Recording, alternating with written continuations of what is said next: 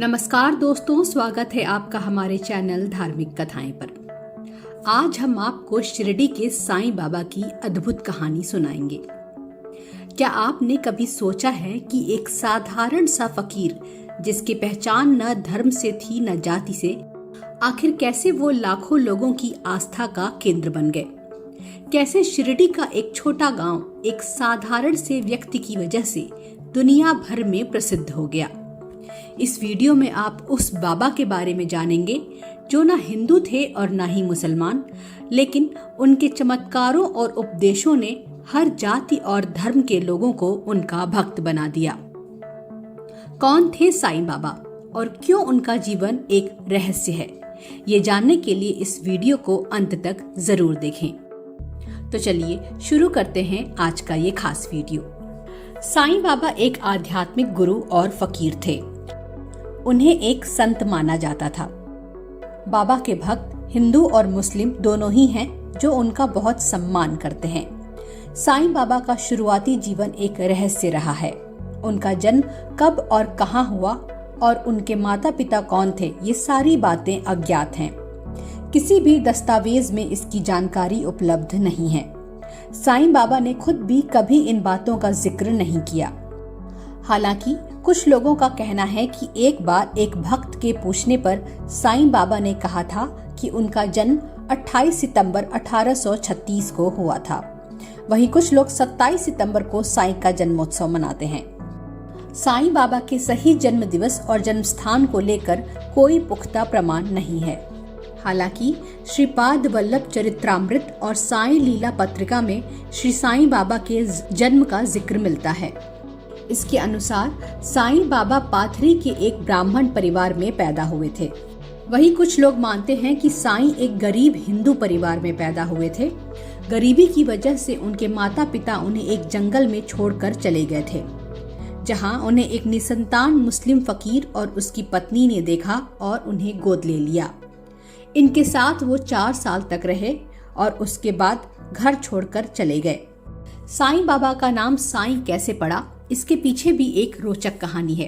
कहा जाता है कि सन 1854 में पहली बार साईं बाबा महाराष्ट्र के शिरडी में दिखाई दिए थे।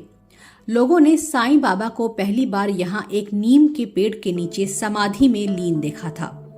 उस समय बाबा की उम्र लगभग 16 साल थी। उन्हें इस अवस्था में देखकर लोग उन्हें एक दिव्य व्यक्ति मानने लगे थे।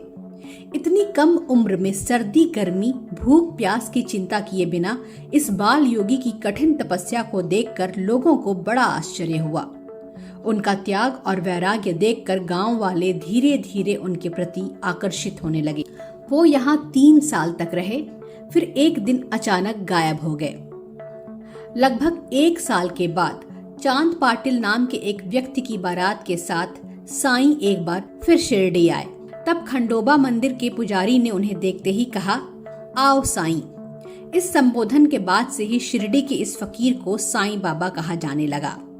साईं बाबा का अर्थ है मालिक, यानी साक्षात ईश्वर। साईं बाबा इतने दिनों कहाँ रहे और क्या किया, इसकी जानकारी उन्होंने कभी किसी को नहीं दी, लेकिन इसके बाद वो यहाँ स्थायी रूप से रहे। कहा जाता है कि इस 1 साल में वो कई संतों और फकीरों से मिले। साईं बाबा का असली नाम भी किसी को नहीं पता है।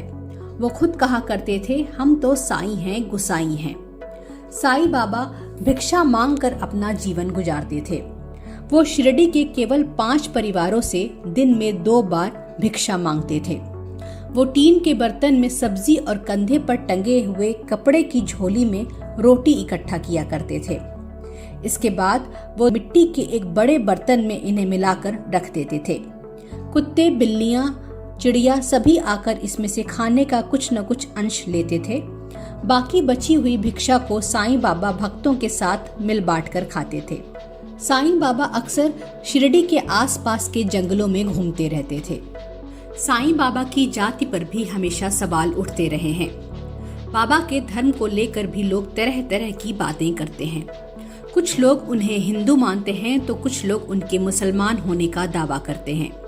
साईं बाबा ने अपने जीवन का अधिकांश समय एक पुराने मस्जिद में बिताया, जिसे वो द्वारका माई कहते थे।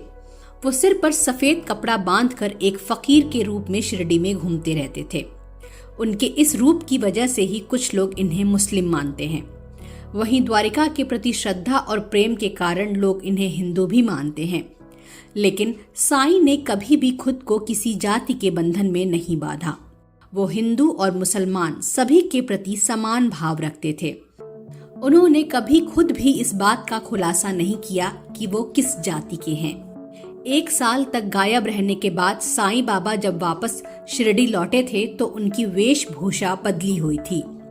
उन्होंने घुटने तक एक कफनी बागा पहना हुआ था और सिर पर एक कपड़े की टोपी बांधे हुए थे। अपने कपड़ों की वजह से वो सूफी संत लग रहे थे, जिस वजह से गांव के लोग उन्हें मुस्लिम फकीर समझते थे। गांव में हिंदुओं की भरमार होने की वजह से उस समय उनका सत्कार नहीं किया गया। कुछ लोग उन्हें शक की नजरों से भी देखते थे।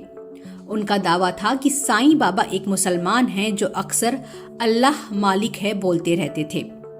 लेकिन उन्हें मुस्लिम फकीर मानने वाले लोग उनके माथे पर चंदन का टीका देखकर भ्रमित भी हो जाते थे। साईं बाबा धार्मिक रूढ़िवाद के विरोधी थे। वो अपने भक्तों को प्रार्थना करने, भगवान का नाम जपने और पवित्र ग्रंथ पढ़ने को कहते थे। वो मुसलमानों को कुरान और हिंदुओं को रामायण, भगवद गीता और योग वशिष्ठ जैसे ग्रंथों को पढ़ने की सलाह देते थे। साईं बाबा अपने भक्तों को नैतिक जीवन जीने, दूसरों की मदद करने, बिना किसी भेदभाव के हर किसी से प्यार करने का उपदेश देते थे। उन्होंने हमेशा मानवता, प्रेम और दया भाव को ही अपना धर्म माना। वो कहते थे कि सबका मालिक एक है। उनके इसी व्यवहार की वजह से भक्त उन्हें भगवान का दर्जा देने लगे। साईं के अनुयायी हिंदू और मुस्लिम दोनों थे। जब उन पर अपने धर्म के बारे में बताने का दबाव डाला गया तो उन्होंने खुद को किसी खास धर्म का मानने से इनकार कर दिया। अपने जीवन काल में उन्होंने हिंदू और मुस्लिम दोनों रीति रिवाजों का पालन किया। उनकी मृत्यु के बाद लिखी गई उनकी जीवनी श्री साईं सच्चरित्र के अनुसार साईं बाबा के हिंदू भक्त उन्हें हिंदू देवता दत्तात्रेय का अवतार मानते थे। हालांकि धर्म गुरुओं का कहना है कि साईं बाबा किसी के अवतार नहीं थे, बल्कि एक सामान्य व्यक्ति थे जिनका जीवन लोगों की सेवा करना और उन्हें जीवन की सही दिशा दिखाने के लिए समर्पित था। साईं सच्चरित्र में उनके चमत्कारों का वर्णन है। वो मस्जिद में एक पवित्र अग्नि यानी धुनी रखते थे। मेहमानों के प्रस्थान के समय वो उन्हें इस धुनी से निकली पवित्र राख प्रसाद के तौर पर देते थे, जिसे उदी कहा जाता था। ऐसा माना जाता था कि ये उदी उपचार का काम करती थी। इसमें बुराई या बुरी किस्मत को रोकने की शक्तियां होती थी। साईं बाबा ने एक स्थानीय हकीम का भी काम किया और राख लगाकर कई बीमारों का इलाज किया। आज भी लोगों को साईं बाबा की चमत्कारी उदी पर बहुत विश्वास है।